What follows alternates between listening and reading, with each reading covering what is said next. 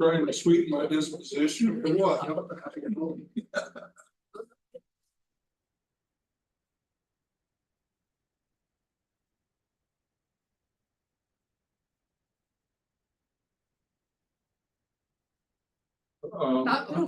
But others Big too. brother is recording you. Careful.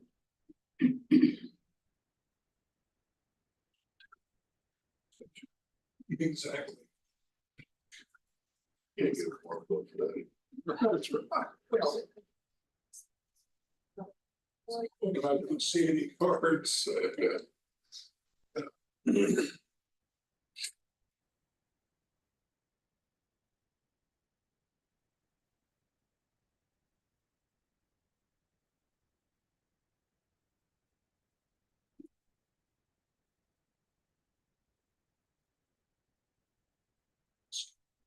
Minutes, yeah. Well, actually 6. It's only 5.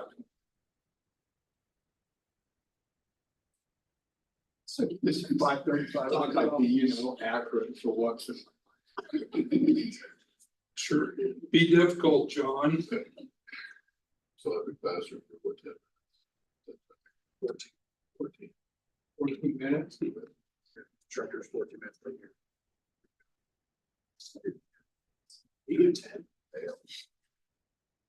14. 23 to 24 seconds. I used to leave with the, they weren't there when the clock. They were there with the- Yeah.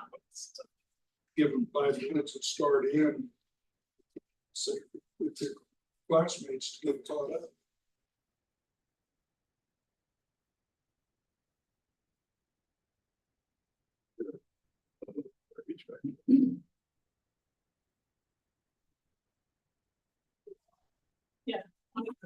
Officially, but probably more, And The how next many week. can you accept? 30. First, like, shovel on them. If the new building goes third in the old building. I'm seeing it to what now. Yeah, on the one hand, it's great. What's it gonna allow? On the other hand, Yeah, brush it, adding it to the program. Yeah. super.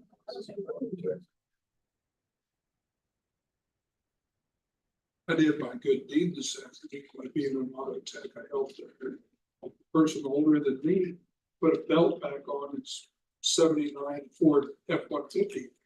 Julie is coming. Who's walking in? That's between you and me, because you've done people around older than me that are driving. That's not. So then between you and me, John. I didn't say he was older than John. I just said older than me. Hello. I was pretty impressed. You're a hero, you know. First of all. Yeah, you're on. They were Monday. Yeah. It's good day. It's still got a question. A bit. Oh, high Poland, Holland. Where we go up to stand inside. By the end, inside the change. Well, I looked at this, and I thought, oh, this is a simple. Didn't have any tools, was the problem. So I popped over the toolbox, drove out the toolbox. Dude, what? It's like that. Basically, do this. Sort of pattern type thing. Neil's over here committing insurance fraud. I was like, I would. Life insurance. Cool. You need like 7, you can lose all 7 lives to be an issue. You only lost 1, we're good. I mean, it's already lost 3. There wasn't a little wobble. Is there an opening in the auto tech program? Sounds like somebody needs it. My kid distracted me. I'll be the Holy cow. Christmas for children. We got a family car, the first one with power brakes. Yeah, that's not driving. Back seat, we had the first intersection. When you're in front seat, Yeah, that's all the brakes. Yeah, okay, so we should walk off. Yeah, there were a lot of kids, they just clear back, they just want no power steering. First time you get power steering, turn before. Yeah. Yeah, before you're like, oops, I knew it was just, before I was doing a real advice.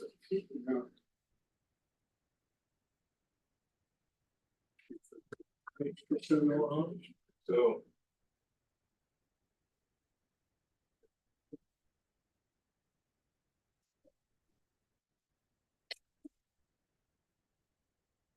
Good evening. Everybody to the May 2024 Manhattan Area Technical College Board of Directors meeting. Order. First item, consent agenda. We have a chance to read and review. Have any comments? I just have one. Simple. I don't think Tim was that speak. I was not, I was in Westmoreland after. That's right. Not the way it works.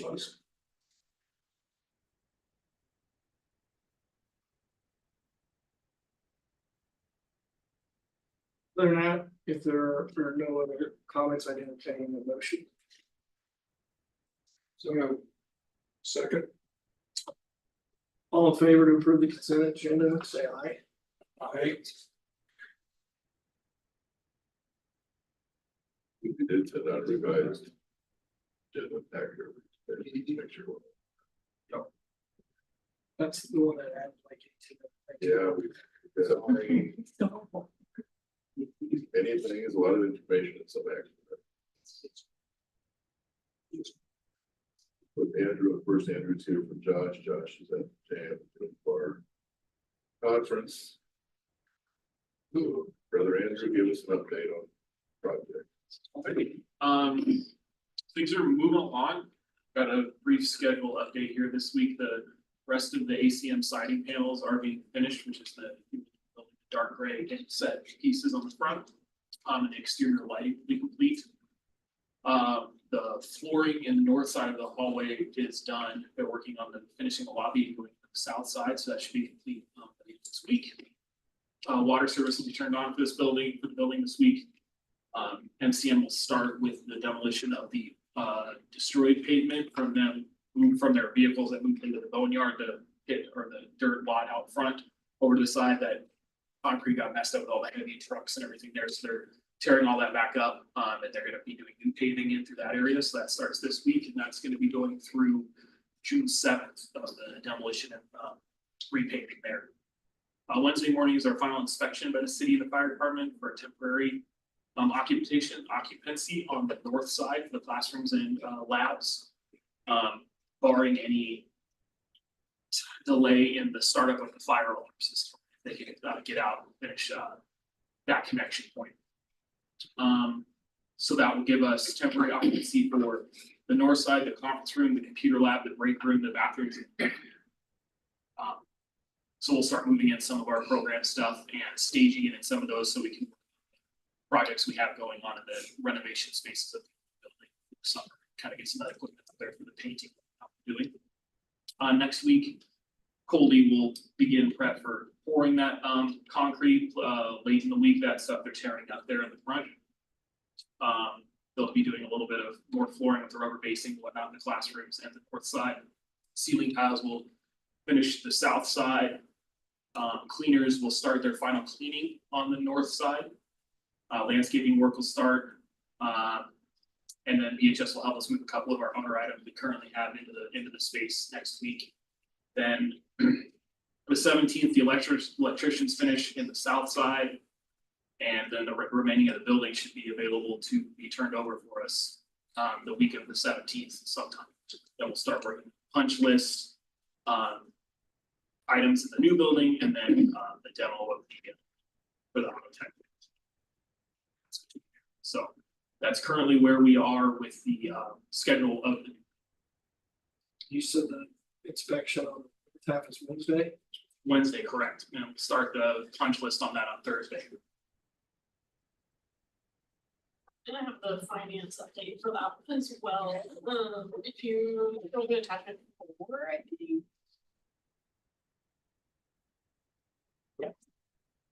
So Josh just got me an update on the contingencies and allowances. And, so for contingencies, we still have about 400,000 remaining, we used about 30,000 dollars. And then owner contingency did not change, we still have 163,000. And allowances went from about 500 to 360, so we used about 140 of the allowances. They said the biggest parts of that were just the buyout of the monument, pylon, interior specialty signage was a big use. And also the landscaping. But so far, everything's still been within budget.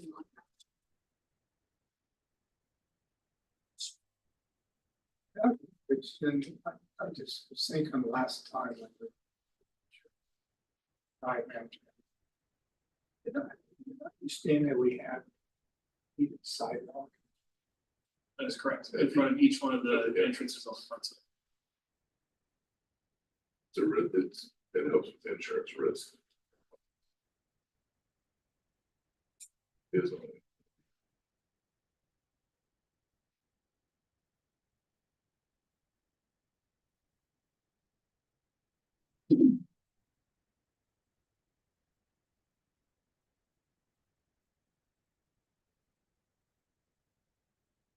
It doesn't work.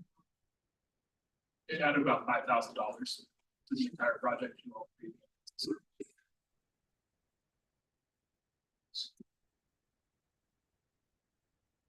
The updated.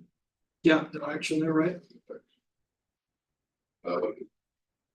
So on the week ago Sunday night, storm came through. I got here about 7 o'clock Monday morning. Andrew, Russ, Greg, busy sweeping out the front entrance. Water got into the office area. Look past the shelf area. Stop lane. Bobby, we also have the west end here.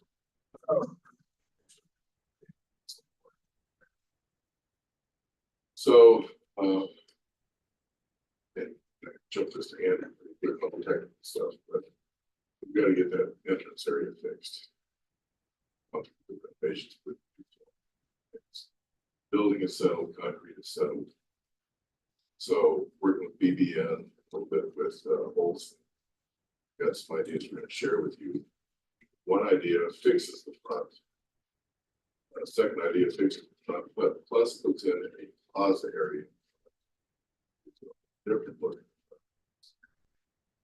Plaza area meets some student concerns that we're going to discuss, as well as it adds a few more cranes. But we've got to fix that entrance area to handle wild storms. West entrance over here, we're working more on. You'll see a drain over here, but it doesn't drain necessarily. The water will move in and that way through the ground. So it's what we've got this spring. So again, we're looking at some remedies on that. Probably gonna some of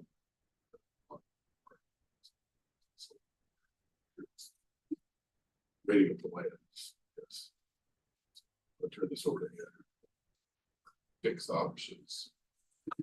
So this has nothing to do with what repairs that we've made to the drainage system from the roof. This is just drainage from parking lot runoff from whatever hits the ground. And what we fixed on the roof, metal roof, it comes off so fast. Right, So we simply don't have enough. capacity.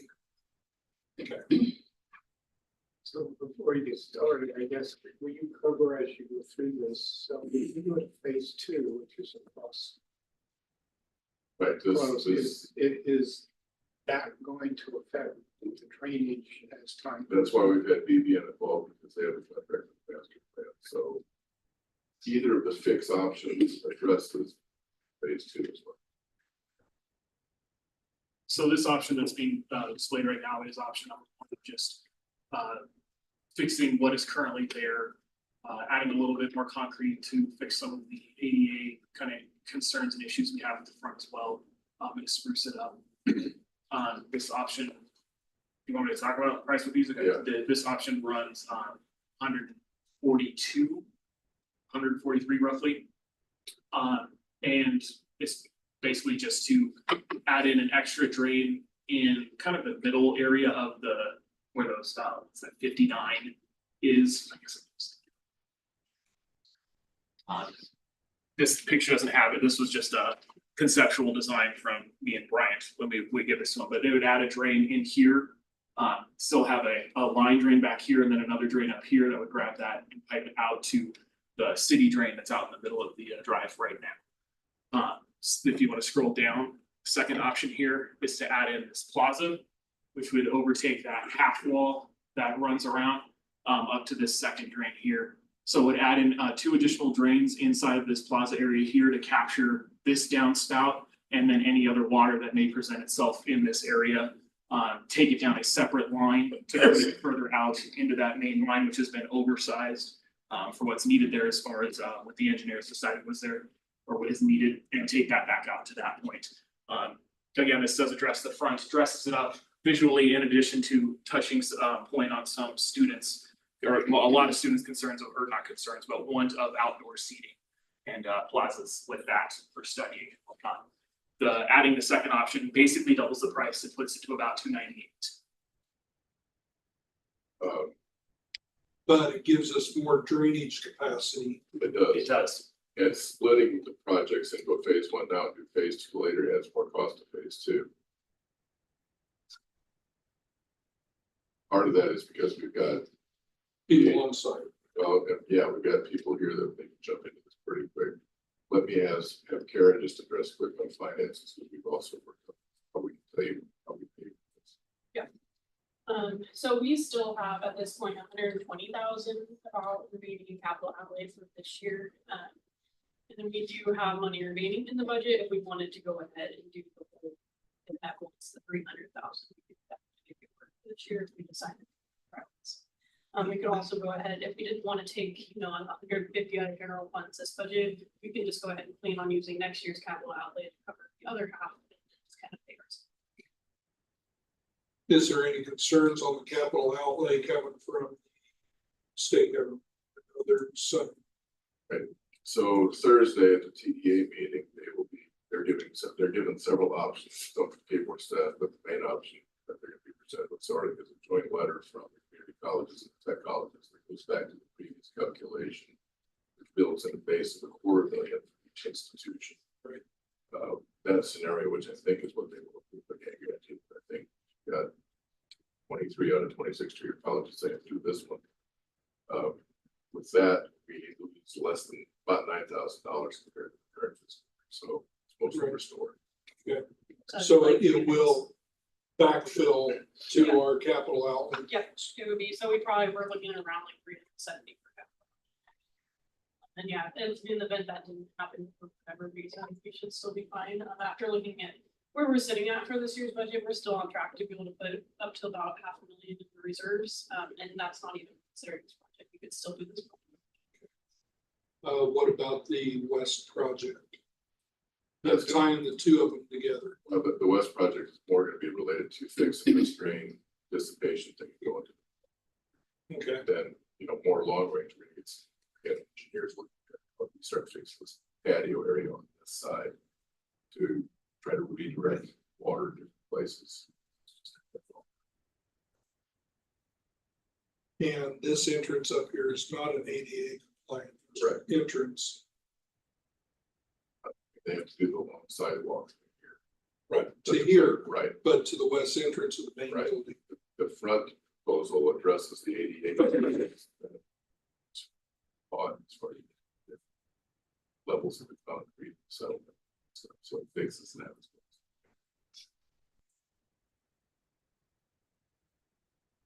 Either option 1 or option 2, the key thing is it should address and fix that flooding issue in front. You can't afford to keep that damage. These guys, they got there in time, they did a heck of a job. Well, we've been dealing with this since I've been on the board. Russ came by our offices that Monday morning. Said, I'm turning the air conditioning all as low as it can go, and the fan is on to stay because it'd be outside. Right. You know, we were all dressed like Eskimos for a couple of days. Worked. But, you know, that kind of storm would hit on a Friday night, no one would have checked on it all week. Right. It's not like an overwhelming. That we have the outside thing, or is it? It's a majority of, we have a student voice council representative, but it was a strong majority of those folks. Because again, we do collect student fees for something, they don't pick up furniture and the comes with different things. You know, when we do open house, Consistently the past 3 years. So when we do open house, even signing day, other things, something more welcoming entrance. it's an increased concern because of the this, the commons of common space. Which as you've seen is to what students at a time, so this gives us a little bit. You guys are doing something. It's nice.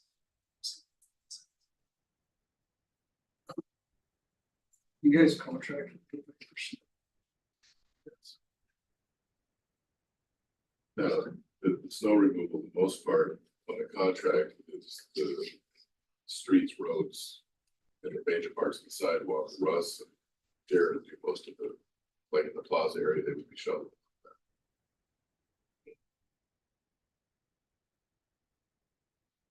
So you would be pushing it out of the plaza area and the contractor picking it up from there? I'm not sure where the client is, I don't know if the contractor picks it up off the sidewalk or not, but we have. Multiple plows for our skid loader and for our truck and snow, like plow pusher. So we have other tools that we've acquired over the last about year or two to help with a scenario like. So it's not a great shovel that you move Correct. around out. We have those two though, if you need. So that's on the list.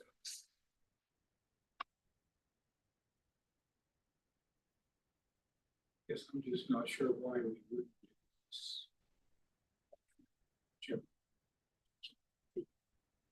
I agree because it adds drainage to the entire area. It starts setting the seed for phase two. So it's just like, The other day, we started thinking about the position that people were gonna be adding. And even with the new building, we're out of office space. By January. Okay, so we're moving Kara and Carrie up to the plaza. No, we're making the area. During the summer. There's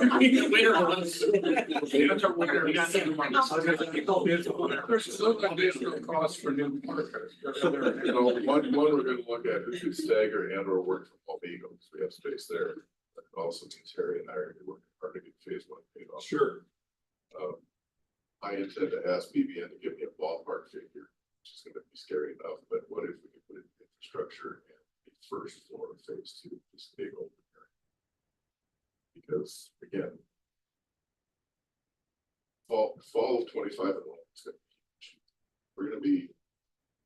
So sort of flat this fall, we're not taking more students, but we fixed the network program, cybersecurity. Expand the curriculum in industrial engineering tech. But by fall of 25, we're gonna be rolling.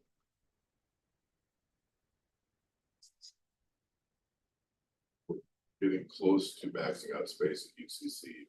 That's going back to K-State or to the expansion center costs a lot. So A big open area for a few years with her, so always our open house. We do start staging some stuff. With like, get phase one paid off, and start looking at phase two. So the plaza would be nice, but the main thing is we gotta get that. is there a delay in getting the drainage fixed to go to? something? Seems like it'd be a lot. I'm still in favor of this. Yeah. Just timing, does this have time to get? They're looking at, with Jeremy and with BHS on site right now, they're looking at a phase one, which if we did the first one is a 3-week project, and the phase two is a 3-week project. So putting them together would also help reduce that. If we did them separately each 3-week, if we put them together, they're looking at about a 5. So it really doesn't increase any of that timing. I'm tired of dealing with it. I just say, I'm sorry. I don't know you guys are too. Sure, Josh. This has not been the first time I've had to come in and shampoo carpets for Right. this, so. And we've changed flooring, we've changed walls and everything all throughout that area. Reception area. I'd make a motion to go with the phase 2 project.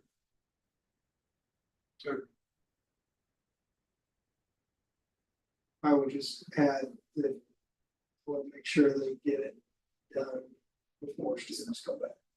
Yeah, right now, they said the biggest, not the hang up, but the biggest time would be getting the drawings back, which, with Jared already being part of all of this and, as our civil designer for the rest of everything else, and they've already, with the thoughts of the entire master plan being in it, they've done, elevation shots for the whole campus already, that he said he can get drawings back with.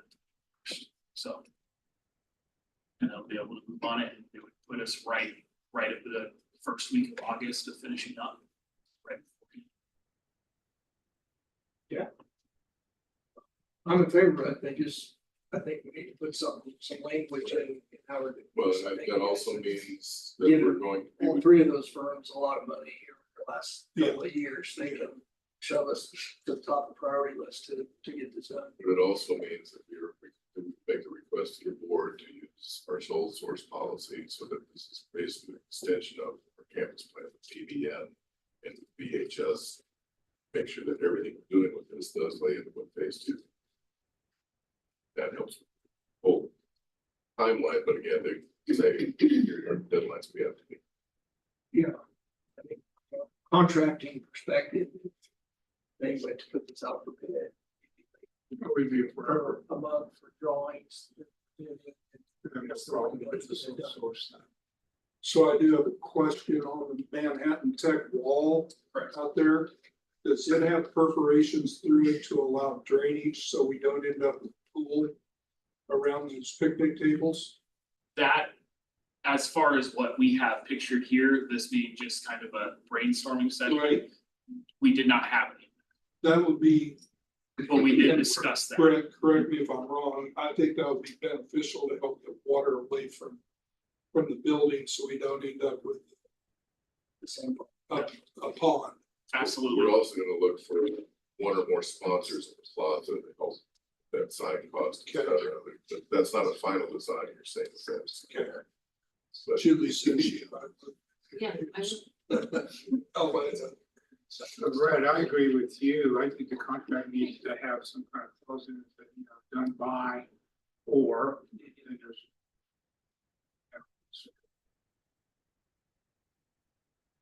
These first classes start August what, 19th.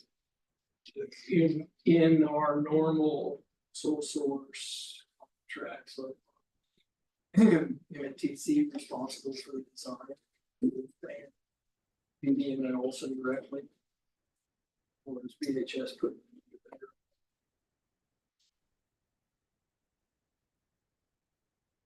I think it would work better if BHS Yeah. just put them under their umbrella, so Yeah. they're cracking whip to get the designs that they need back.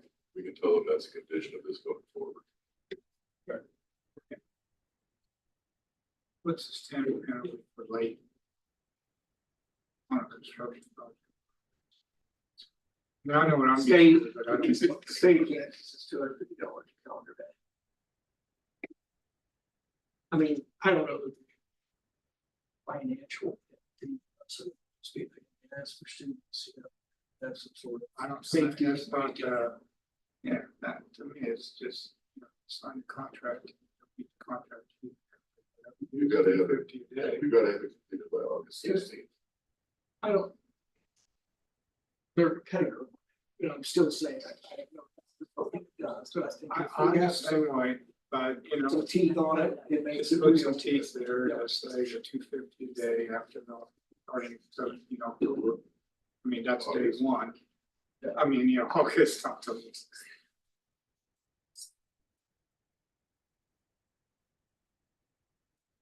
So I suggest modify the motion to sole source. EHS contractor. And the penalty. Mr. Chairman, revise my motion to match what Jim just said. On the penalties, sole sourcing and the deadline.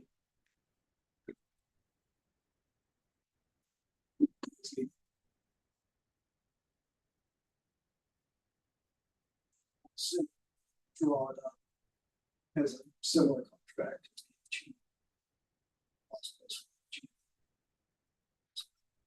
Open. Open.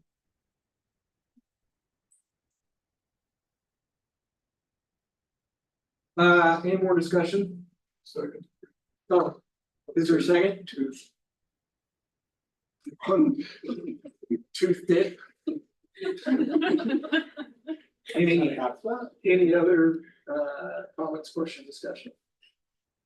Hearing none, all in favor, say aye. Aye. Thank you. Thanks to those guys for Clean the neck deal, especially with the side. I want to say a big thank you to Kara, how she's managed our accounts. In case you haven't heard, Fort Scott Community College. It's been a problem. It's been hidden for several years, the last 3 years, her CFO never ran style chefs. So I was talking to Kara the other day and shared that with them, said Kara, you've been to afford both bases, so the total cost of this, a lot of it's due to the fact of how well she takes care of her. Take care of it. Chris is already thinking about where he can put that smoker. Oh, yeah. Perfect. Onward. Fort Riley. Sure, so the next couple agenda items are a lot of things that we've already discussed, but for HLC purposes, as we move forward, I want to make sure we have some documentation that the board is supportive of our endeavors. And so this first one is just the update with our MOUs in process with them. It's again in the final stages. I've been assured several times. Things are moving forward. Just sounds like there's some things happening. They're going through command change. Command changes, yeah. So with this, the welding lab is kind of our main priority right now. Just as a reminder, we certificate A, intro to construction courses, and also having our flex hybrid business courses. This fall, the asterisk is our welding courses. We can offer % the certificate without the site being accredited. Part of us submitting documentation for that is going through this. So this is going to be a little out of order. Can we go to the different the other?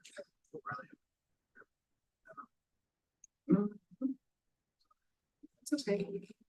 Well, I know it's, I'm gonna hire any.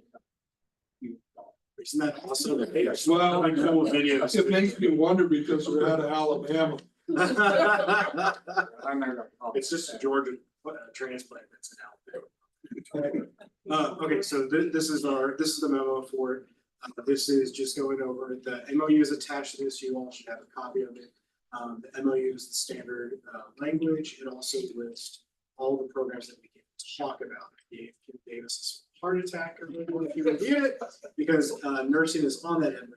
It is not saying that we will offer nursing on the post. However, for us to discuss, if a soldier or family member walks into the educational services to speak with one of us and says, hey, I'd really like more information about nursing, we cannot tell them anything about nursing. We can just encourage them to take one of the classes. It's just one of the many federal requirements. And so Rob Hart, in educational services, helped us. That list has everything that we can discuss with families and soldiers. So let me ask this. with the MOU in place, does that open up more opportunities for us with Irwin Army Hospital? Yes, As far as our instructional staff that that is our challenge. that is our challenge. And that's on our list, is to have those initial discussions to see. And also wanted to see if there are any opportunities that are excited to see. So. Off the record, I would talk to Irwin Community. 6 months. Understood. That's fine. This is gonna take So some, don't this is put gonna that be a in process. your please. So this one should be the quick and easy one. I just, the recommendation is just to respect. To support continuation of family partnership and moving forward. with them. Is there any questions? We need to approve this before we discuss the purchase of. That would probably be real smart.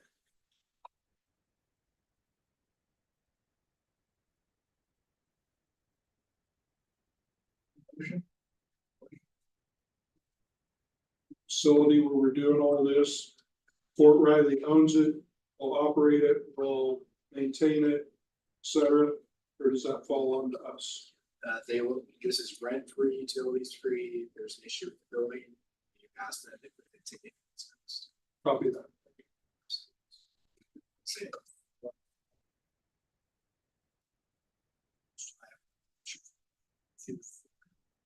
So it's just back us.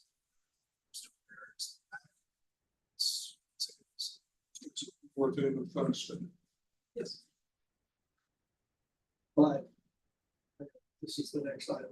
We're gonna pay to outfit it, so to speak. Correct, we would pay to outfit it, and if for some reason the partnership doesn't work out, whatever reason. This equipment here, instructors here, placed here, for either expansion here. Everything is, try to put in as many fail safes as possible. But the feedback that we got from educational services is I'm offering 8 spots, we're gonna have 20 states. So currently just limited by the capacity of the building. There are two that are in your box right now. There is a potential that educational services would pay for having box expand, install box. Show some success with it. Also just helps us. And what they currently have in place for the infrastructure on that will accommodate the booth, the air handler, and the welding rig. You got, there's already Okay. in the space, and I'll try and point them out in pictures. There's already 2 ventilation systems already in place. Okay, The booths that we're looking at are self-contained, we built them together. Mhm. And they already come with curtains and everything, and then machines, just slide right in. So there's 240s on the bottom, and there's 110s all the way to the top. So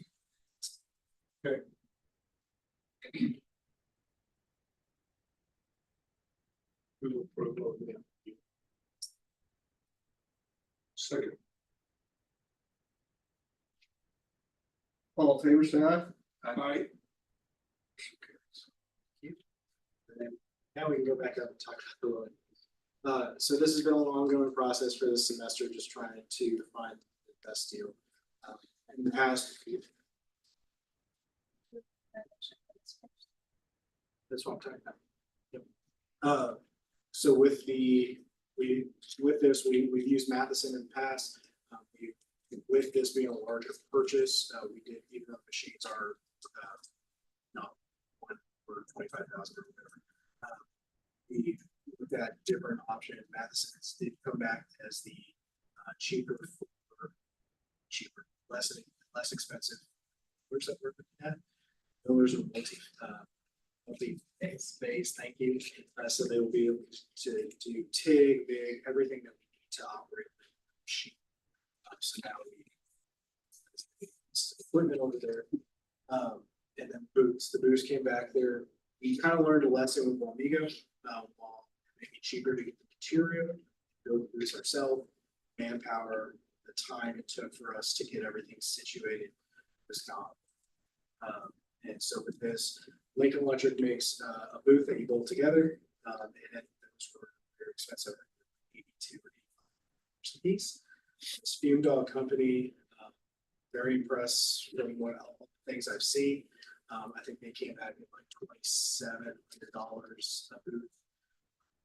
Now with curtain rods, it comes with curtains, they attach to each other. I've seen a video of a guy slam it with a sledgehammer and it break like the Cybertruck.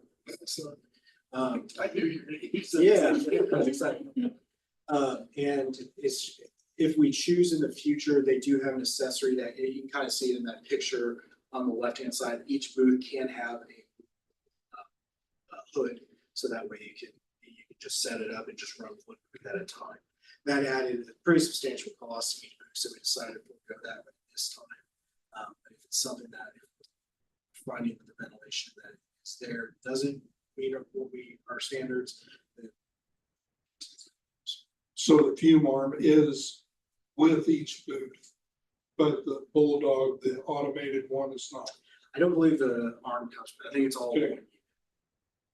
Well, I'm seeing two different units. Yeah, So the Bulldog is the one on the right. The Yeah. fume arm is the one on the left. So ours will just be these normal boxes. They won't come with the fume. Okay, So, yeah. Can you scroll down just a little bit? 'Cause I think, yeah, it's not, fume arm's not included. okay. Bras, we'll get the curtain rod. And then it'll also, we also, we're gonna get some tables with that, we can use for center. But if they're doing hexavalent chromium welding, the TIG welding for stainless steel, just the box alone will move enough air that we maintain compliance with. Jacob, I've asked him to double check all that. We haven't found anything yet. Okay, We also don't know the full, we've written down the models of the fans that are over there. right.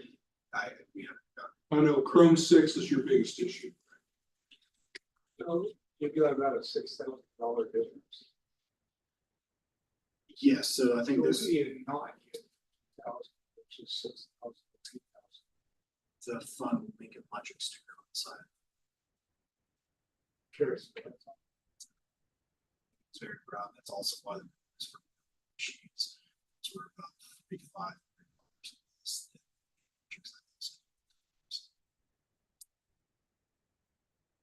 That was even asking access to education discount.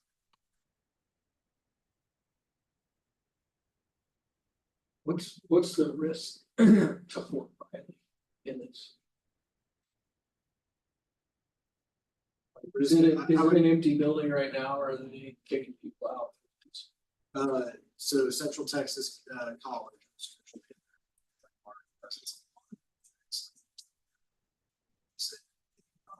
Instructor is what I'm being told. That several show to helping as part of their transition. Central Texas contact.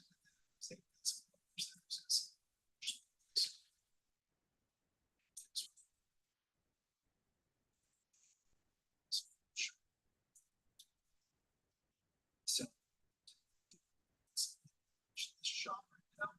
And we have 2 students. So, It's a big change. Texas.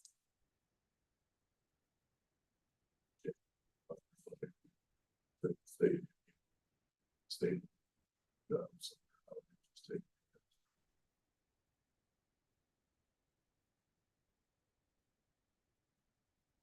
What, from a student, you said an eight through there, what pays this back?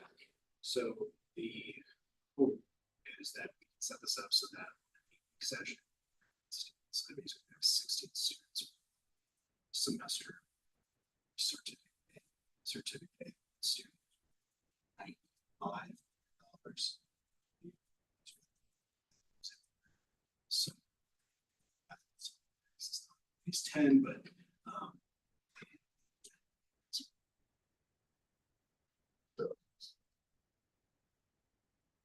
$2,000 a semester. If it was held here. You're the one. your normal rate. And it will be the normal rate out there. This isn't like high school, with no discounting. There's no, we have to worry about the state. This is just like. Yeah, but the point is you're making the investment out the gate and we're still charging the same. Would you charge more? If we got 8 students and there's one to get into the program. I do, but at the same time, Their benefits or what we're taking. Foot in the door, what you're trying to do. there's a little bit of foot in the door. Also, that way, if those students decide to continue this afterwards, there's no big shock. Obviously, so much expensive out there. The other thing with the survey is really work transition children, this is something, yeah. Let's say Caterpillar or Florence, anybody who's over wants to put that, they can put them into it, basically internship program, the military will still pay the soldier while the soldier's finishing the transition period, so get the training we place with the employer. And we're looking at paying about $300,000 a year, 2 semesters. Program, the advantage of it's going to be tapped into the employers sooner. In that, say 300,000, really overhead costs of it, it's just the instructor, whatever tangible it's a cost to it. Yeah. So theoretically, we should be able.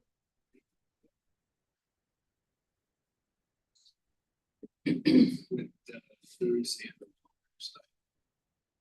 Exactly.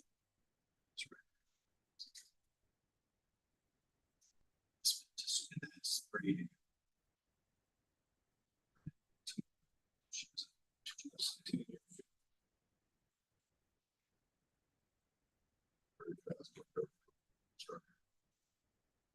And welding here is full right now, so.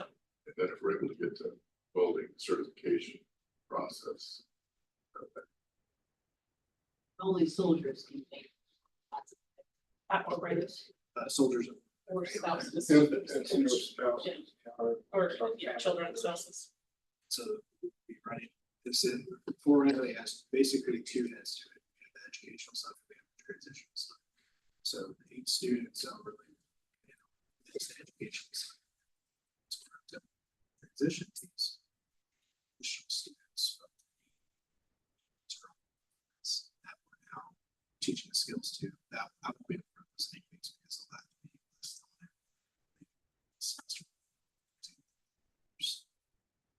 that. If you had space, students can.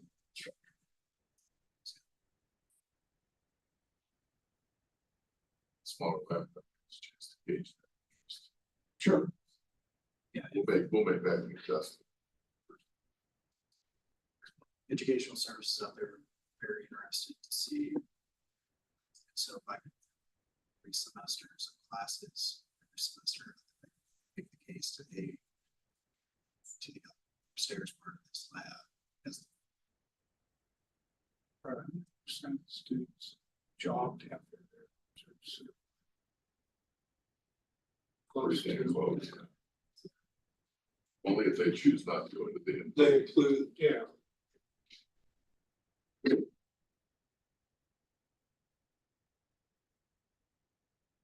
There's 2 reasons, so I'm staying here. One is families, so that's the biggest, but the other one is they have a job.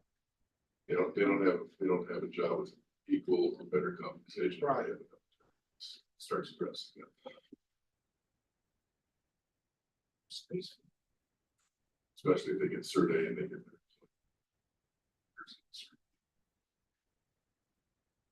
So the equipment that's in that building, since we don't own the building, how's it insured? Josh would be a better answer for that. You must know about it, our insurance would cover that, just not like. Well, the Wamego Yeah, Center, we it own is the ours. facility. So The equipment will be covered. We already talked about that. Okay. I say it's basically renter's insurance, you road pay.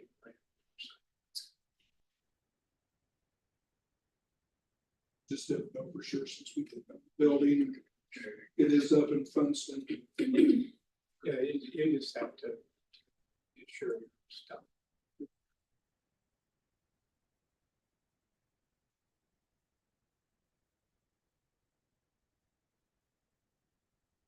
Your motion on, Chris's request? Oh, Suzie, would you mind scrolling to? Quote. Which To one? the memo. Other way. There you go. That's best. To accept the bids to move forward with Green Dog. And Matheson on that, when they come to us, they're set up, ready, is plug and play. They come in, We have to do, it's kind of like a bicycle, it's like 80% put together, we need to finish the rest of it. With the wheels, the power cords, power cords, spools, just plug it. welding leads, et cetera. Okay. So that stuff isn't included in the bid, it's just for the welding machine. Correct. And get delivered here. The guys are already on extended days because they're helping us in the shop, get ready for this project, so Okay. they're all. As a tech students should know. We have had students help us do. Some of. Sometimes.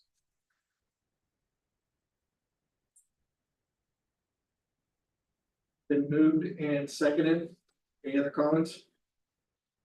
All in favor, say aye. If you need a motion for it, you'll see. hoping that we could do it. So that's the. That's only between the two, I think we're good. Just to make sure. This is important pieces to make sure it's. I think we're right. Well, we got everybody here. We got everybody here, we need to just do it. Yeah, I we're need to fine. make sure I have this all right. So I can turn it Thinking in. about the plaza too, I just thought that's an HLC thing. That's a student. That's a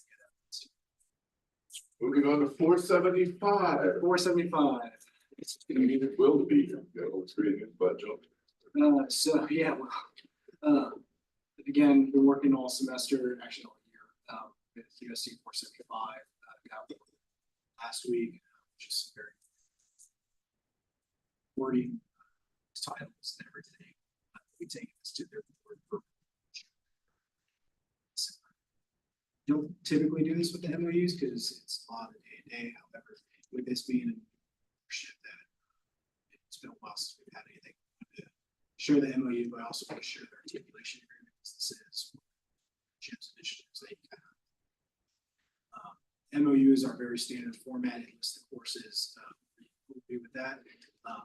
For their cost, it was a better for USD 475 to stay with the state's funding, their 0.5 that they get for CTE. By the time, even at the 75-25 that we offer some of the other schools, they would end up receiving class for like especially classes, it just didn't work out. Not that they didn't want us, it didn't make sense for them. Business, however, they had previously been dealing with Cloud County. Cloud County does not disperse any funds for those classes, and so they have agreed to do Excel CTE business courses. That in addition to some non-Excel CTE business classes, all that means is the state paid the tuition for that, and the students to take it, the student has to pay the tuition. So those are the ones that was, can you scroll down? I think it's page 4 of this. It's a table. Okay. So these will be the courses that we're listing. The highlighted ones are, the highlighted courses are OSHA 10 healthcare. This is one that they already do. So what I discovered is that Junction City, they have a really cool program with any student that has enrolled in the CT pathway has to get their OSHA 10 certification. And they use the same system we do, CareerSafe. And so we, we're going to essentially help them out because they've been paying for that. And so now they no longer have to pay for it. We use the state's reimbursement to pay for it, and the students still get their certification. The highlighted one is OSHA 10 healthcare. That's not one that we currently have on our books, but we our curriculum committee to add it. Not a big deal. Just have, that's the reason I highlighted it there, just because I have to get the business classes. Any questions on this before I jump to the articulation? So I see OSHA 10 construction. Yes, What about OSHA 30 construction? so Have they had any discussion on? they have not, well, they have, they've talked about in the past, they're more focused right now on just the basic ocean. tech. Okay. They are discussing though maybe possibly like a project management. Mhm. And so I think once they start getting more to that supervisory. That's where I like, was training, yeah, going with it. and so that I will keep on them. This is more than what I thought that we were going to. I'm very happy for this. I just want to make sure that this gets on there before I start poking. and prodding. Sure. And I'm fine with OSHA 10, at least that kid coming out, going to work for Brett or whoever that summer, he's got his OSHA training. Right. He doesn't necessarily need the supervisory training that OSHA 30 allows, but it would be good to have that in your pocket.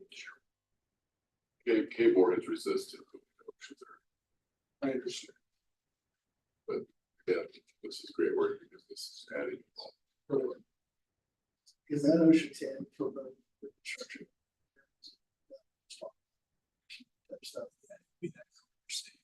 However, Judge C that stands in Denver is the only person. She's.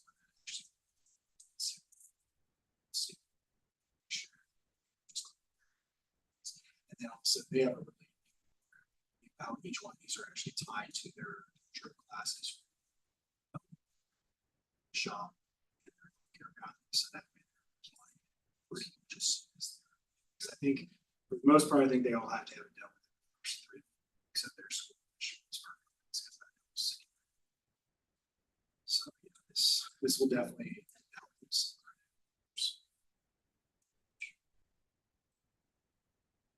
I'm gonna ask the political question. Last time we ran into a bunch of 383, but it was the same as that. Okay. That was an issue. Yeah, Brett knows too, that was a big issue. So if there's a lot of differences, I suggest that you sit down with the 383.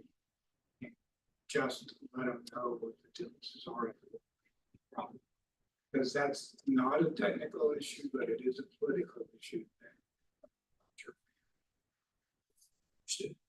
as far as any kind of disbursements or any opportunity. Certainly, see differences between high schools. There's a lot of If that. that's all there is, it's not a big deal. A lot of That that. issue's been fixed. I assume, just want to Right, make sure. Yep, pardon. I said, I'm glad you brought it up, because at least what I heard you say is that the irony of the whole thing is that Cloud wasn't reciprocating, they were paying. Right, and I mean, that's very what Jim gathered in the fall. There's a lot of schools that just keep Excel taking money for themselves. Many of the community colleges, even when they're getting that nice. Yeah, property tax break. that's a separate issue. But the key part of this is next is the articulation. It sets up the drive. So yeah, so again, this is fantastic. It's gonna add a lot of credit hours. So OSHA 10 some attention to students because they have students. Susie, would you mind spreading out the articulation? So articulation agreements in the past, we typically only articulated college, technical math, technical writing. The articulation agreements are a little bit different than our agreements. There's no one. What we do is we have an agreement with the high school. We share our curriculum. They sign off that they're going to incorporate our classes and the student.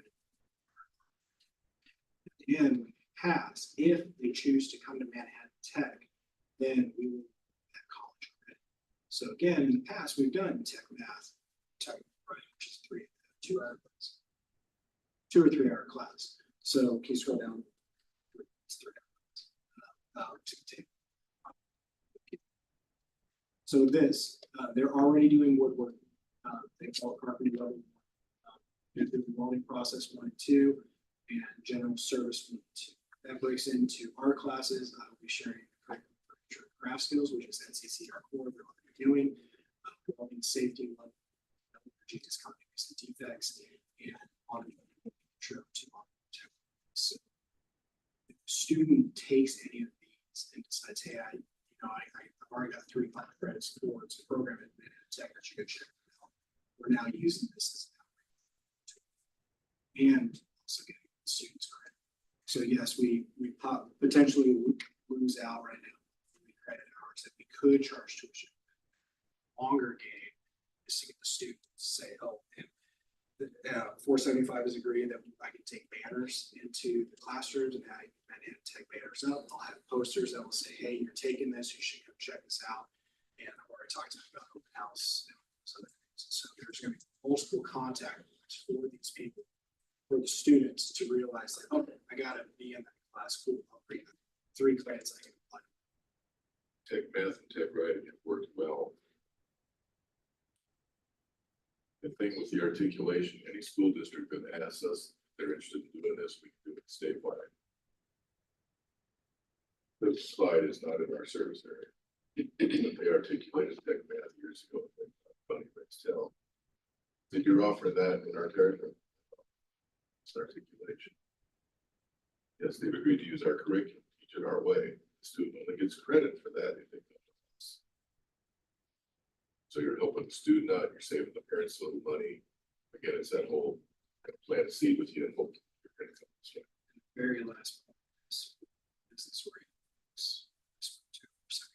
Says CT. So they need to keep state.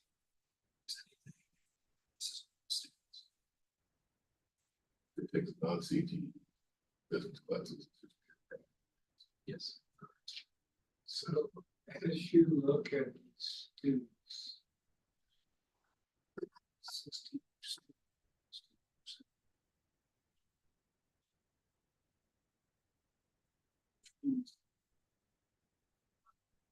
90% or 60%. You're not gonna be around here. And that was one of the So considerations. just put that in your calculation. 475 was to essentially. Take relationships up. Back to say, this is. Yeah, no, that's okay. Well, it's Just a reminder to put it in your calculation. So you should. But do this plus doing the work at Fort Riley and getting soldiers or their families. Tech training there. Again, hook up with employers here. Might give us a better crack than the other institutions. So it. I'm all for it. It's a good deal. Just. Is there anything in those curriculums that? I'm gonna use the term royalty, because that's kind of what it sounds like. So we're gonna pay royalties for it. So is there anything like IP wise that protects us from just somebody else taking this and doing it out in Western? there's nothing proprietary. Another proprietary, and it all works out. Georgia State was a good. This one, because that CCR is the same. AGC provides the textbooks and everything. So their own technology use.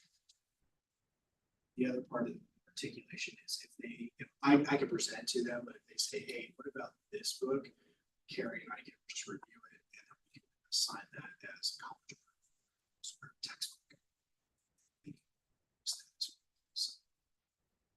All these chance to sit.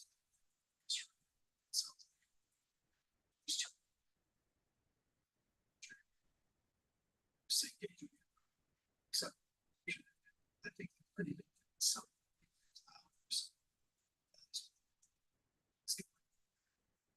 teaching.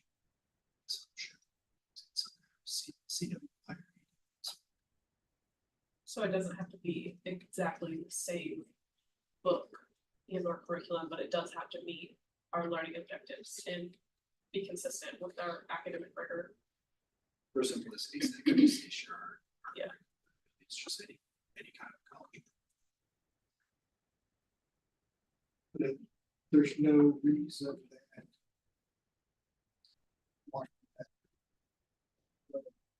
Couldn't go over there and offer you something like that, make it consent.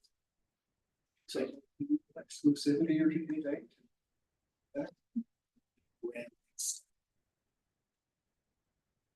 The best thing for us is to show that this will work. Start getting a few examples of students using it with us. Just keep pushing that button back to the school. That's one of the reasons. But then they came back to us over time, yeah, they tried cloud, they tried this, they tried that, all save money. Quality suffered, their revenue suffered. They approach us saying, "Poor rather." One thing was us sticking to our guns on the quality and integrity of what we're teaching, delivering. So. Cost on the front end. Yeah. Two pretty significant things in Erie County. And certain people over there have already heard about this, they called me and said, "Well, when are you gonna put a center over here?" I said, "Okay." Stuff we're doing, healthcare is good. That's how we'll build up this.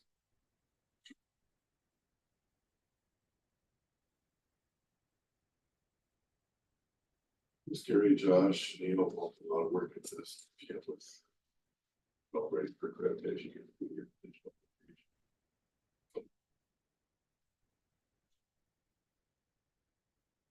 Is it something that'll run into this year's accreditation? I'll make that timeline. Okay, That's why. That's why we were careful to Even say if it's we over have to the cause course that, of the- we are. That already passed.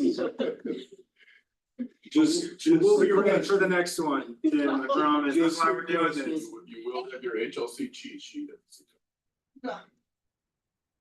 Susie, could you scroll up to them?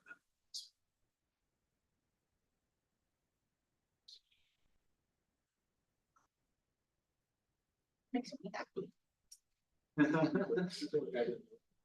Right, because then I have evidence. A recommendation.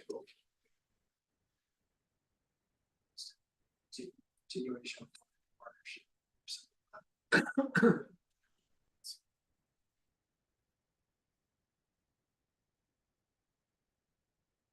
Mr. Chair. We move forward with the continuation of formulating this partnership. MOU and articulation agreement with USD for serving.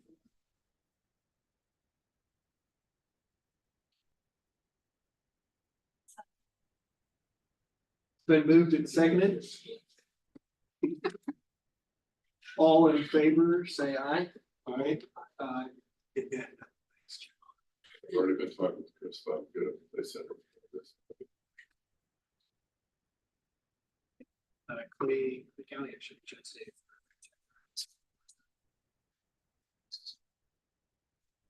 I'm glad to hear that your words with put in body. That really hacked off. I bet it did, considering it's 7 miles from Clyde to Concordia.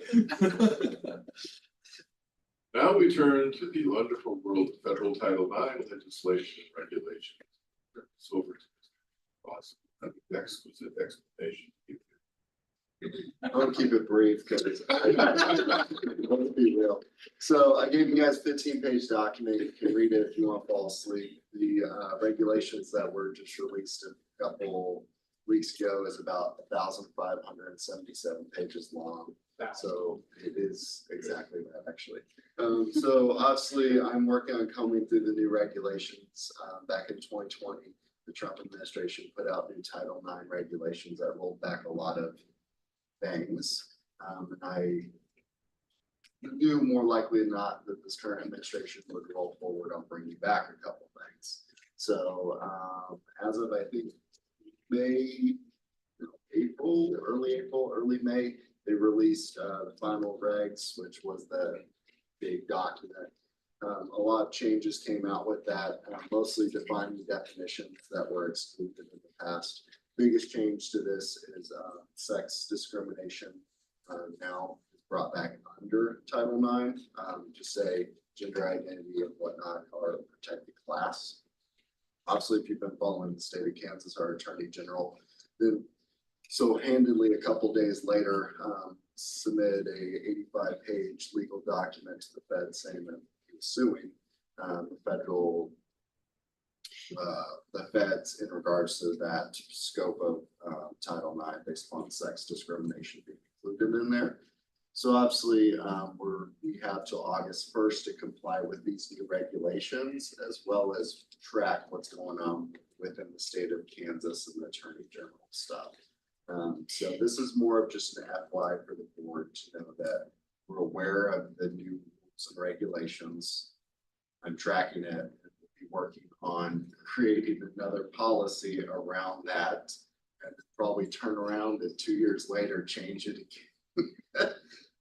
But we'll be working on presenting a policy here by probably August at that point. In regards to the regulations. So you're probably gonna start hearing noise that the Attorney General threatening state funds being used at any institution that follows the federal guidelines.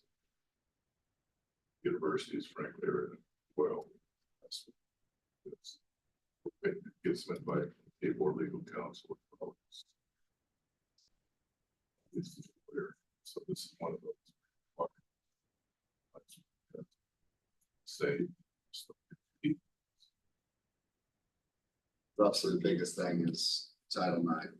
You have to comply with it to continue receiving federal financial aid. So obviously, that's a real fine line. FYI, we'll give you more info later on this. Can't wait. And do we have our own legal counsel review this as well?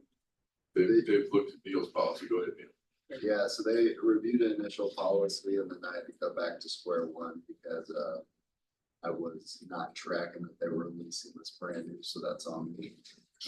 So they did the initial review of the initial policy with some language in there. Unfortunately, this has had such substantial changes that basically the whole process had like one procedure, 2 processes on how you can handle Title IX sex-based discrimination. Now they're going back to process 1 procedure kind of thing, so it pretty much rewrites the entire policy again. So they looked at it, our legal counsel approved it and said, this looks really good.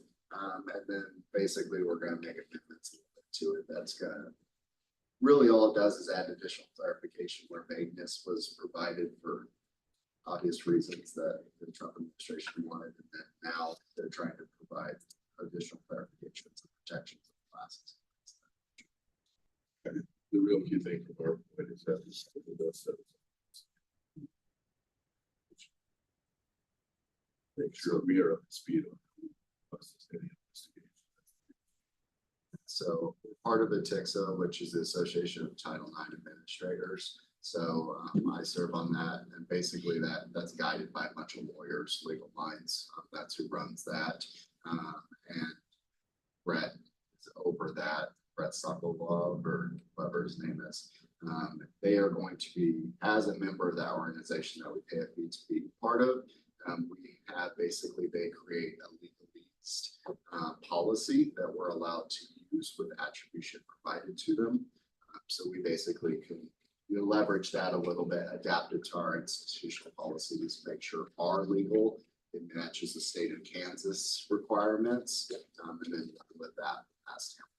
So that helps provide it, because obviously I don't want to read a 1,600 page. I don't believe you. And this is the brief, that's 15. It's just an FYI.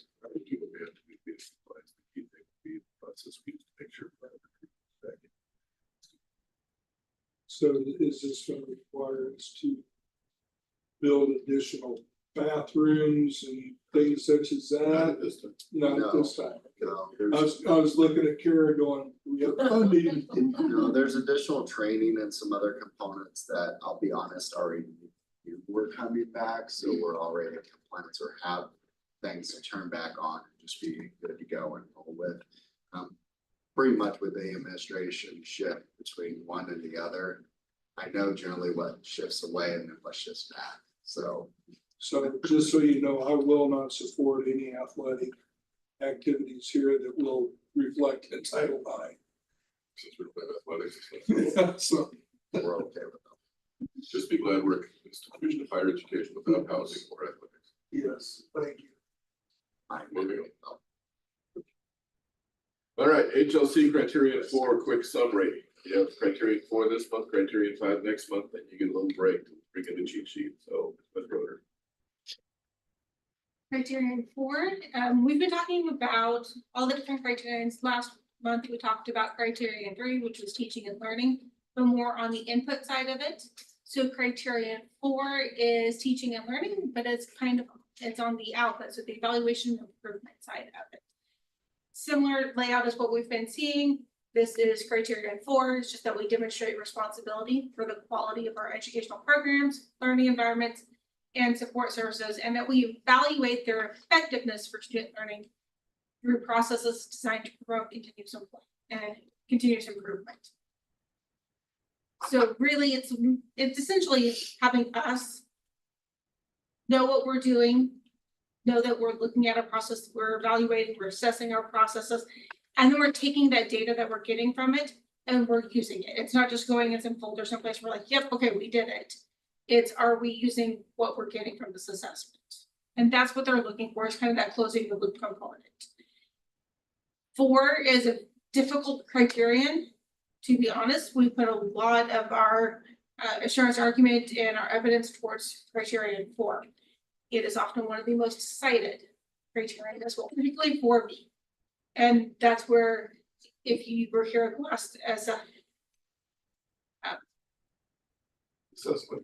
thank you. The last comprehensive evaluation we did, we met criterion 4B, but it was with concerns. So we had an interim report on that happened over the summer. And their big concern was the process we're using to change it, really didn't have enough time. Correct. And we needed to kind of mature that process a little bit because it was still in the implementation and development side of it. And we've been able to do that through a lot of different things. So if we scroll back up really fast and we just talk a little bit about it.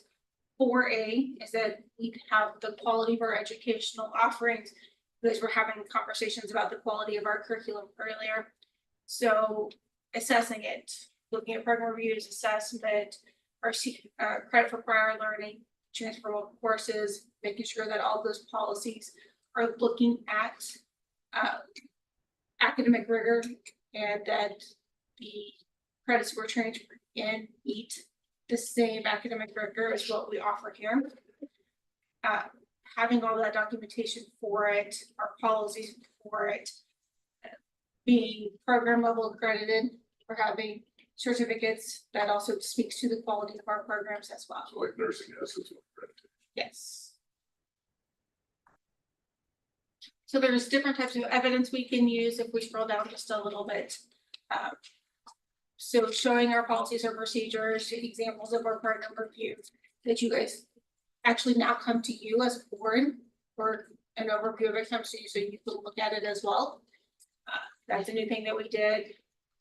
A lot of this is our policies and then showing in meetings that we're looking at that data, we're making decisions based off of that data as well. We scroll down to 4B. Do you have questions on 4A?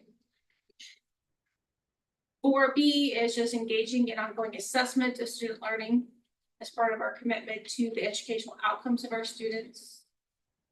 So this is where we explain our assessment model and how our assessment model is appropriate for MATC and the fact that we are a technical college, that it meets everything we're supposed to do. We show our assessment. We have annual assessment reports where we're looking at the data for a year. We show how we're using that data. We've recently implemented a process where faculty have to look at data, kind of write out really short kind of assessment of what they're going to change or what the data has told them. And then they have to go back to it at the end of the semester and say, hey, how did that work out for me? So again, closing that loop. And then our evidence would be using some of those things that we talked about, our curriculum maps, our faculty senate minutes, the annual assessment report, our documentation, and the assessment plan, etc.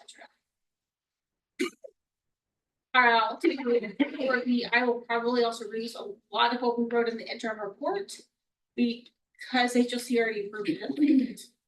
So we're not gonna rewrite things that they liked. 4C is MATC pursues educational improvement through the goals and strategies that improve retention, persistence, and completion rates in our degree and certificate programs.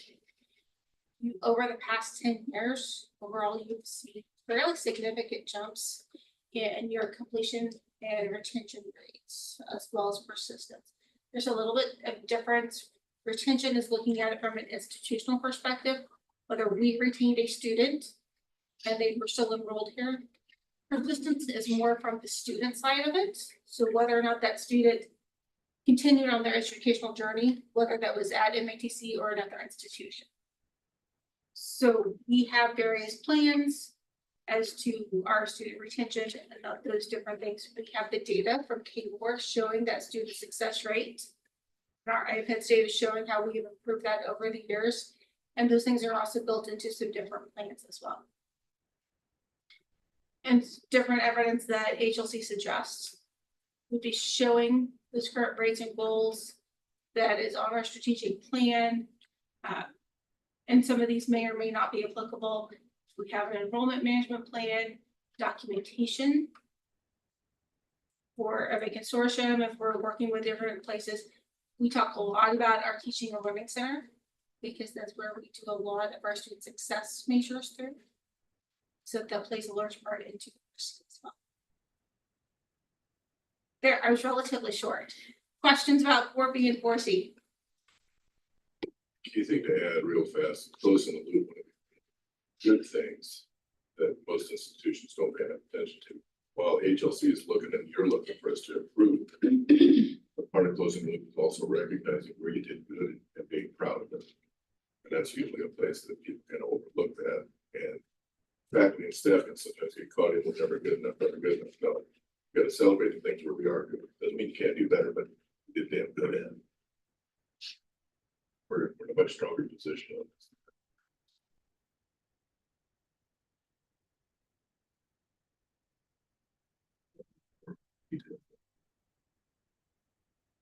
Yeah, I've been through this with 3 organizations.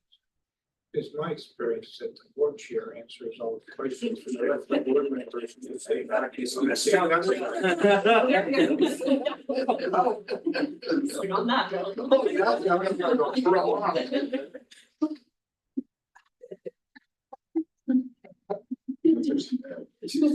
just wondered how he was gonna take it. I didn't think you did that say. Yeah, one of the key things I've talked about is admin is back in August. We'll work with a lot of staff. We don't need people to have a panic attitude. We're good. You know, one of the things when these teams come, they get ideas from us. Just as much as we might get ideas from them. Okay, so seriously, Scott, one of the things that helped him a couple was we took each of the questions. And the board members were given 1, maximum 2 sentences. That's the real key thing. You know, all the rest of that's nice, but you know, somebody needs to know that we do that. And criteria 3 and 4, they will be less, it's not that they don't expect you to know anything, but their focus on that is more to we share outcomes. Again, that's part of our ends and means. So, you know, and it's nice that You're gonna get more of what you're asking about within the criteria 1, 2, and 5, because that's where they expect the to. Yeah. So, okay, so that's helpful for the rest of it.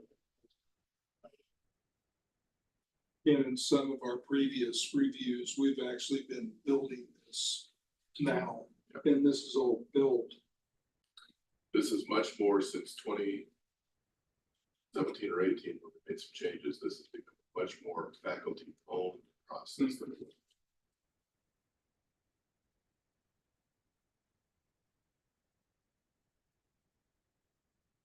We can jump on to the next one quick. It's just an FYI, but in your packet, it's the PDF of who's coming for the visit.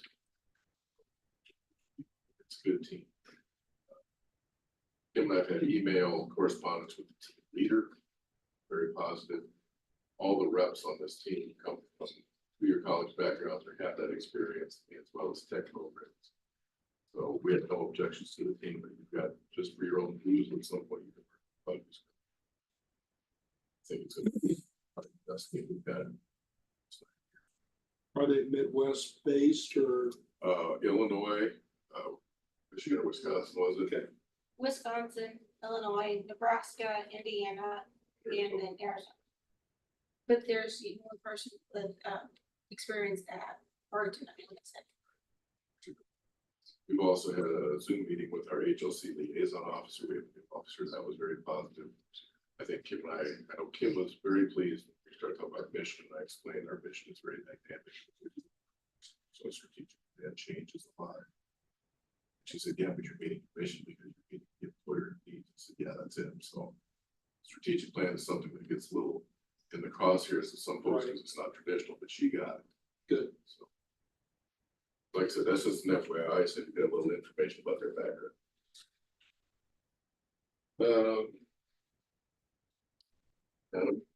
Yes, great news. Yes, we have this huge 13-page document you don't really have to look at.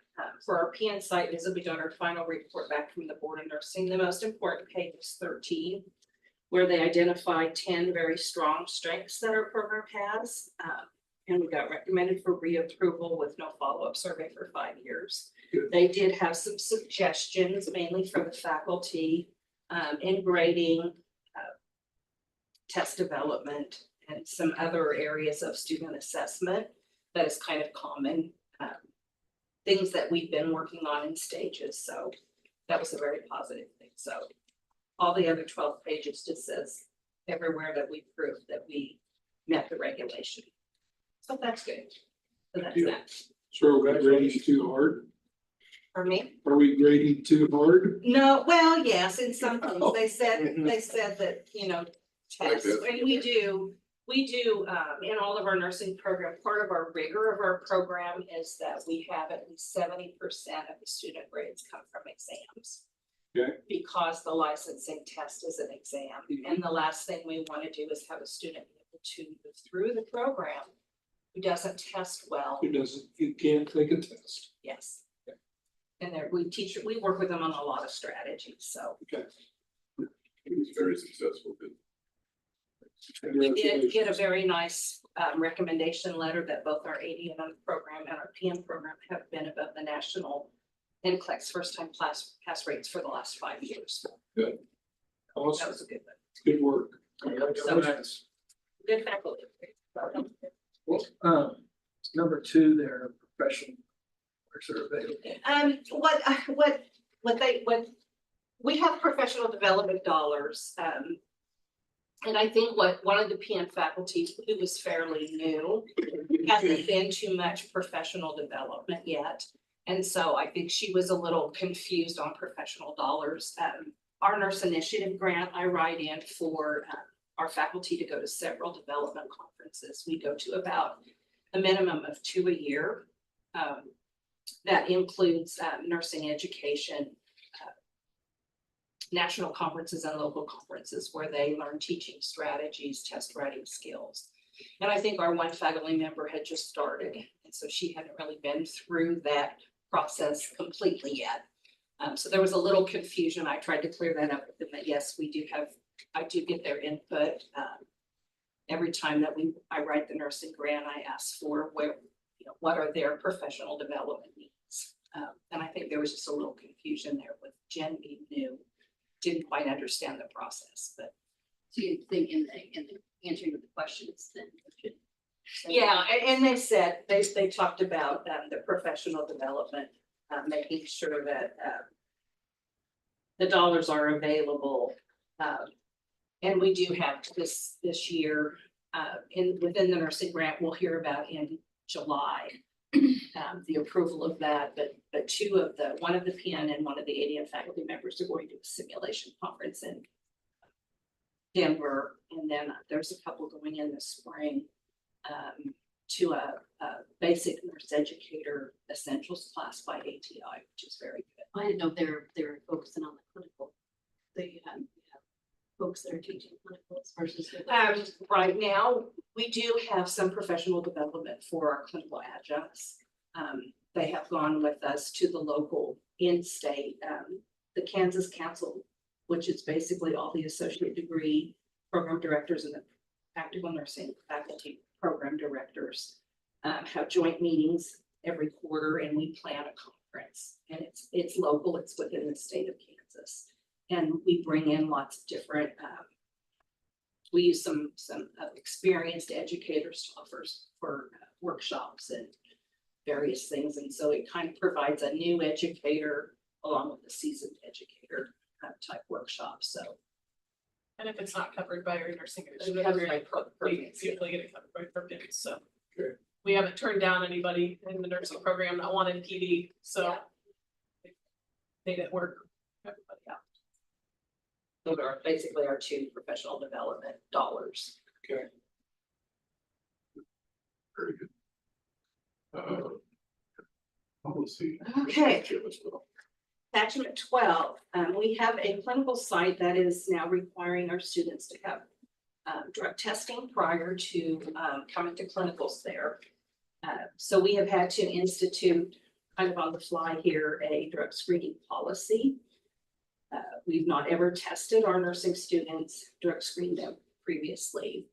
They are not asking for randoms, they just want proof of a negative before they come. So I worked with the company that does our background checks for our nursing students is called Verified Credentials. And they will do the testing for the students. They refer them to local testing wherever the student lives. And usually they use LabCorp and Quest Diagnostics, which are the most common. So the student will put their code in, they'll be directed to a testing site. The test site, Verified Credentials, keeps all that information on their website. It's like background checks. I can just access it through my user ID and password. They'll have most students display. They want it within 6 weeks prior to the start of the first day of classes. And we only have to do it once. So I basically told them, you have to give me a negative drug screen before you can start, between 6 weeks and the first day of class. So if they do that 12 times, they pay for it 12 times. If you're gonna go have fun, go have fun, and yeah. So there's, it's just interesting, but Yeah, it's, it's Yeah, I was gonna confidently say, that you have to pretty work normal. out, so. yeah, yeah. And we don't have to do, the nice thing with it is the testing company does everything. They do the medical review officer. So let's say someone has a prescription for Ritalin, they take for their ADHD and that shows up as a methamphetamine. They do all that investigation and it comes back to me, it's negative. If it doesn't come back negative, then I have that conversation with that potential student. They can either retest or choose to not be in the program. And that's our two options at this point. If they can't produce a negative by the first day of class, they're conditionally accepted until we get, it's just like a background check. They have to pass their background check too. Is that both the practical and Both. the aging? Okay. In most places with the drug use and misuse and any kind of, we're writing the students in. Right, and we still have our overall college policy that we refer here this doesn't preclude that. So if there's any suspicion on the case of any faculty member, any clinical agency, we are able to follow that. The college policy 5.9.4, which is suspected drug or alcohol misuse. Taking drugs.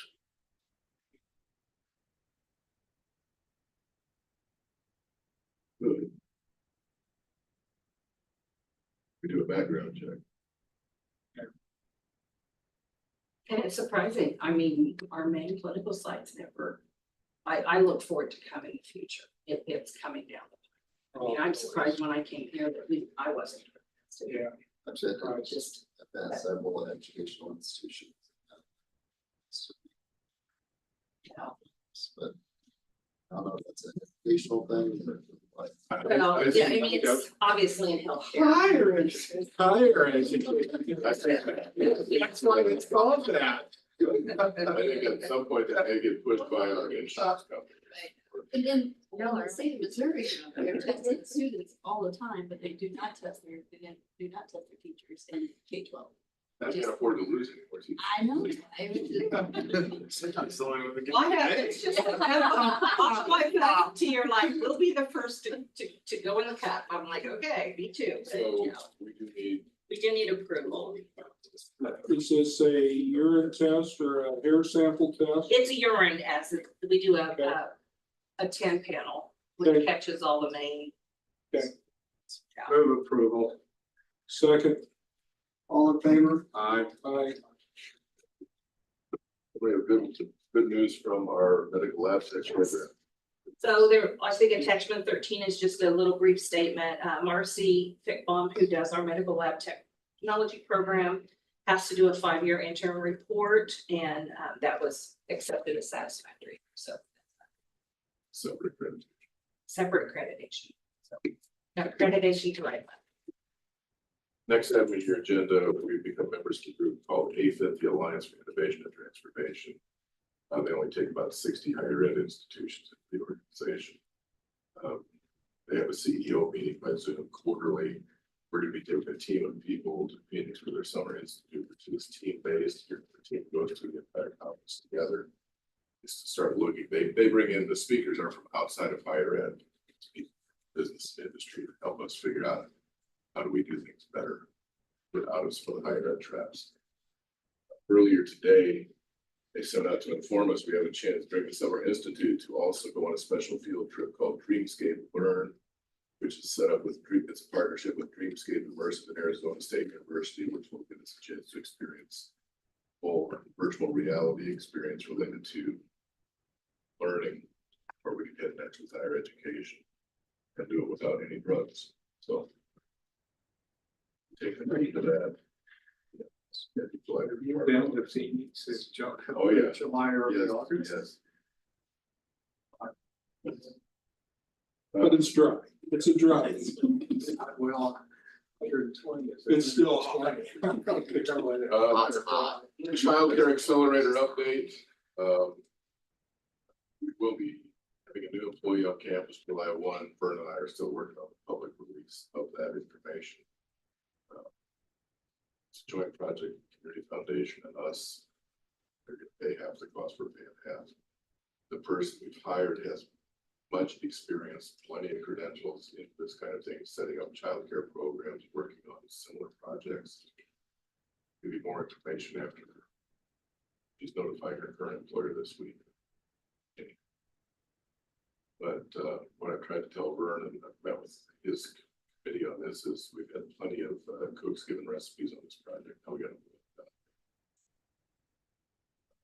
Chris and Josh have been active with Anderson Line building plans for the center. There's many things were overlooked, but it's key things like security. So we'll keep giving you updates, but we're going to try to drive this as best we can, make sure it's successful with childcare. That program for you.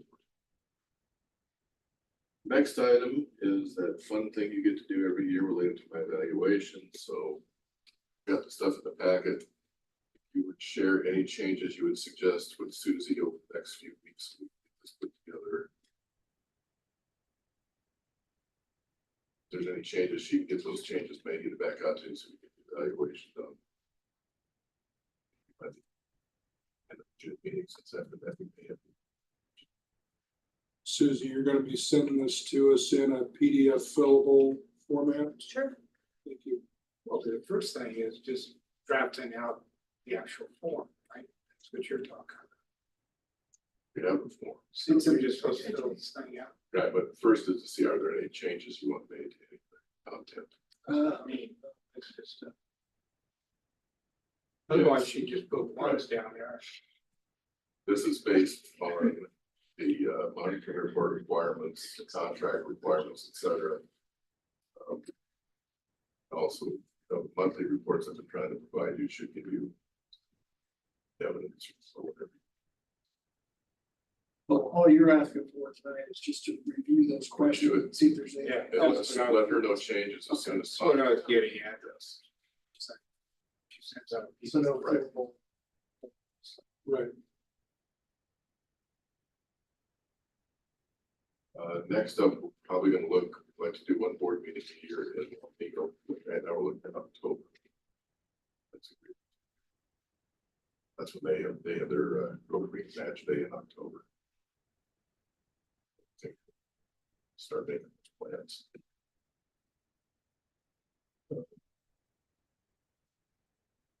Board retreat plan looking at September. Students will be working with it. We get closer. Probably going to start polling people. See if that needs to be an extended regular board meeting or if you can do something different. So start collecting topics we want to discuss in the retreat.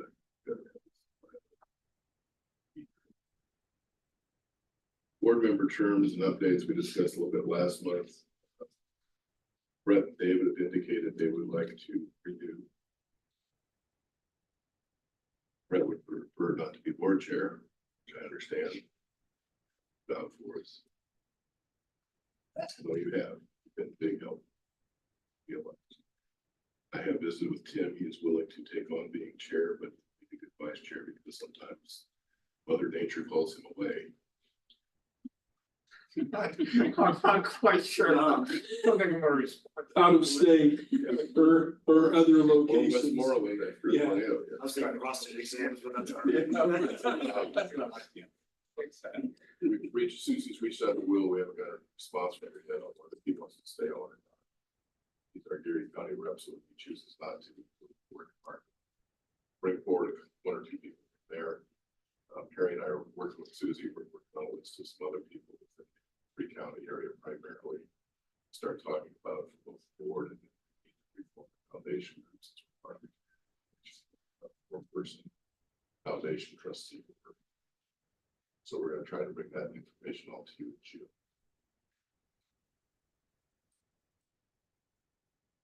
My report.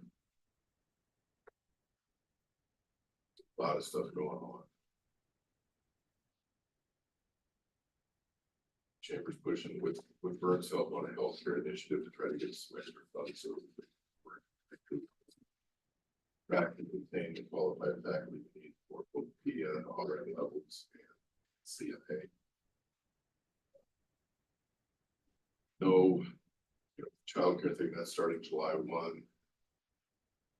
Working with our team, we're looking at other positions with the new building that will put in place no later than January, maybe sooner. We have potential electrician instructor.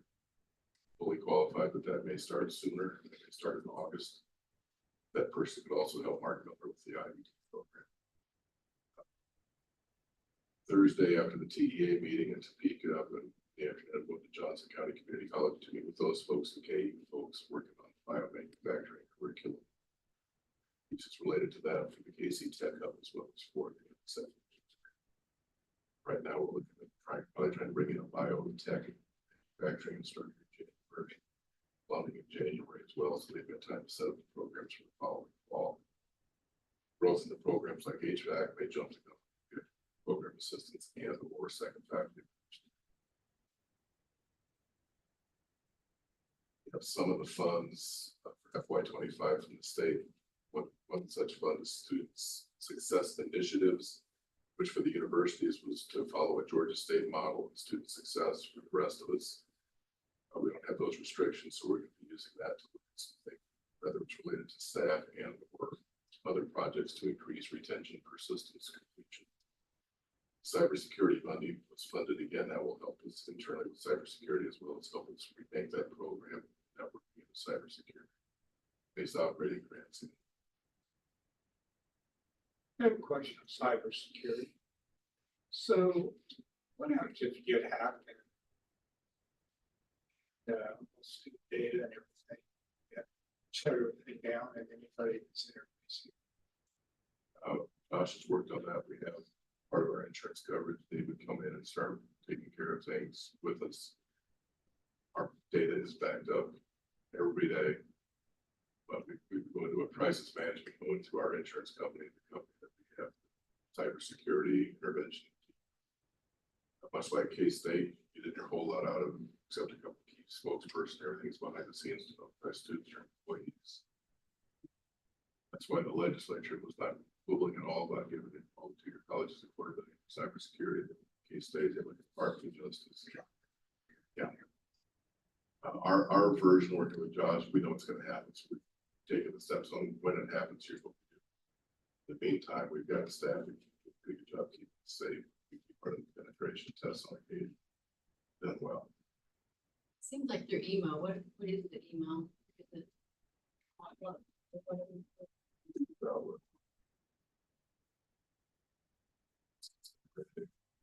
People get some big fish emails, you know, We all.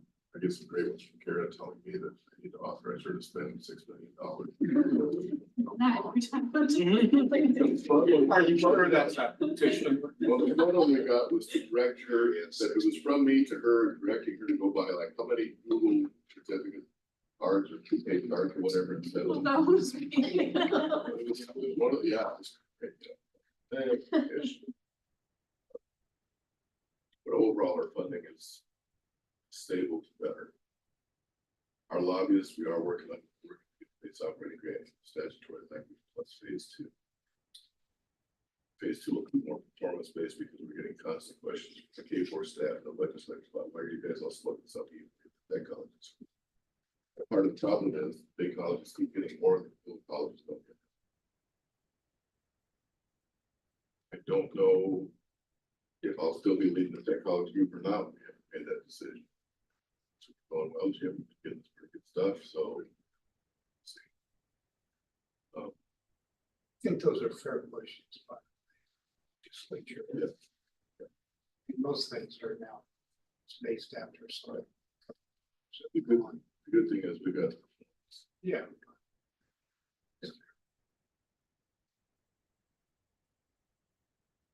Do you say the child care starts?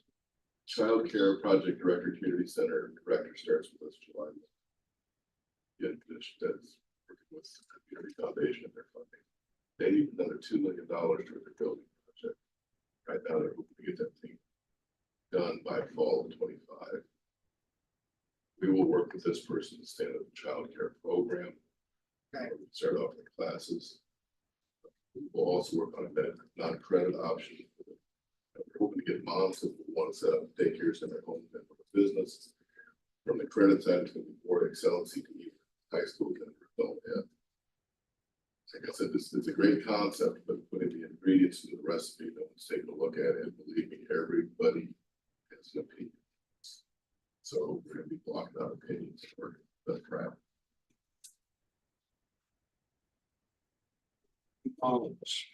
This person that was hired has done similar things at other places, plus she's got an experience working for that. They're her best manager.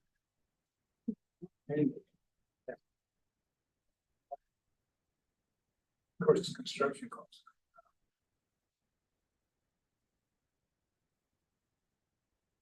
They're in a hurry to get it done, so mistakes are being made. Any questions for me on this stuff? It's not slowing down any, that's for sure. Starting June 1, Pamela Corrado, who's, in her board for a while, special advisor, president for strategic initiatives. I know. I was going to say. Got to use that whatever, SPAC or something. Senior adjuncts, they're aware of her roles, helping leadership development projects, etc.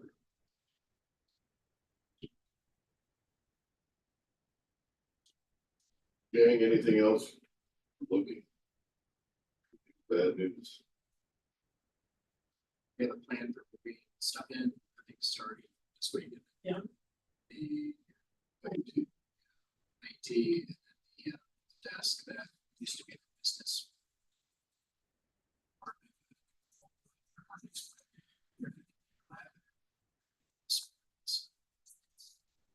That stuff's moving. You got insurance changed over? Yep. And when the furniture is delivered, that company also installs. Late June. We're working on the event stuff for ribbon cutting here, August 29th. Caterpillar Lab in Wamego, ribbon cutting is August 15th, early in the morning. We'll get more information.